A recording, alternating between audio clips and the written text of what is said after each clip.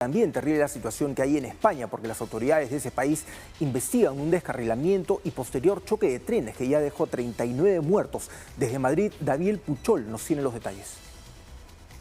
El domingo ha dejado a toda España consternada después del terrible accidente ferroviario entre Málaga y Madrid, a la altura de Ademuz, un pueblo de Córdoba, en Andalucía.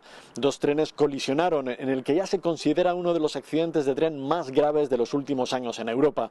Las autoridades han confirmado decenas de fallecidos y desaparecidos y más de un centenar de heridos, mientras a esta hora los equipos de emergencia siguen trabajando entre los vagones convertidos en verdaderos amasijos de hierro. El accidente se produjo cuando un tren de alta velocidad descarriló por motivos que todavía se están investigando. 3 de sus vagones invadieron la vía contraria y en cuestión de segundos fueron arrollados por otro convoy que circulaba en sentido opuesto. El impacto lanzó varios coches por un terraplén que ha obligado a desplegar un enorme dispositivo de rescate. Bomberos, sanitarios, Guardia Civil y helicópteros medicalizados están ahora trabajando sobre el terreno. A consecuencia de la tragedia, el presidente del gobierno, Pedro Sánchez, ha declarado 3 días de luto nacional y ha activado todos los protocolos de emergencia.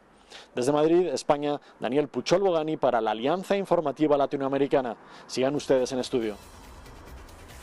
Muchas gracias, Daniel. Bueno, terrible esa noticia. Todavía hay muchas interrogantes respecto a ese accidente. Como bien nos explicaba Daniel, era un tren que circulaba en un sentido y 3 vagones de la última parte, o sea, los 3 últimos vagones se descarrilan, se salen de la vía e invaden la vía que estaba al costado, por la que circulaba en ese momento un tren en sentido contrario. Como fue algo muy rápido, ese tren termina chocando con estos vagones y se va por un pequeño terraplén causando esta cantidad de víctimas. Las imágenes las están viendo, son terribles. De inmediato, lógicamente, llegaron todas las autoridades para comenzar el rescate de estas personas. Y lógicamente, lo que ellos explican es que normalmente en esta situación, cuando un tren descarrila, se activa todo un mecanismo de seguridad para impedir el paso de un tren que venga en sentido contrario. Sin embargo, como estaban casi ya pasando uno al lado del otro, fue imposible que se pueda activar este mecanismo de seguridad porque ocurrió con una diferencia de unos 20 segundos, era muy poco tiempo. Y esto, lógicamente, como nos explicaba David, ya está considerado como uno de los accidentes ferroviarios más terribles del país y nos muestra también toda la responsabilidad y todo el tema que hay detrás del sistema de transporte de trenes. Aquí nosotros no estamos acostumbrados tal vez a un sistema de trenes tan, digamos, tan masivo, o sea, que sea tan cotidiano. Aquí todavía el tema de los trenes, bueno, nos circunscribimos al tren eléctrico que tiene una vía dedicada, pero no es tan usual, mucho menos este tipo de accidentes. Aquí se está hablando mucho de la implementación del tren hacia Chosica y cómo va a ser todo eso, pero hay muchos factores que hay que tener en cuenta respecto a la seguridad y lo que puede haber, no solamente por las vías que se cruzan, sino también por la gran cantidad de viviendas cerca de las vías. O sea, dense cuenta la magnitud de los accidentes y lo que puede ocurrir si es que un tren descarrila cerca donde están viviendo todas estas personas.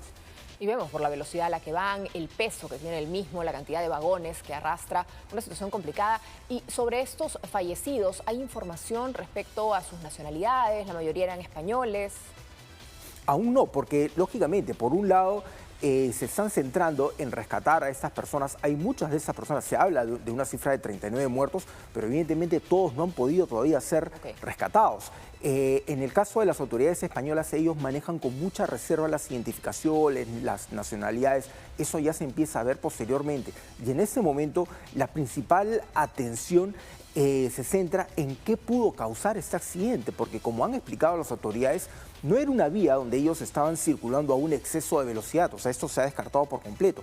Tampoco era una zona en la que había una curva o una pendiente pronunciada en la que tal vez pudo haberse ladeo del tren. En una vía recta estaban circulando a la velocidad que debían circular. Es más, han confirmado que ya los 2 trenes habían pasado los controles de seguridad. Es más, el tren que descarriló había pasado todas las revisiones que se tiene que revisar según lo que establece el sistema ferroviario y estaba totalmente apto para circular. Así que hay en ese momento muchas dudas respecto a las causas de este accidente.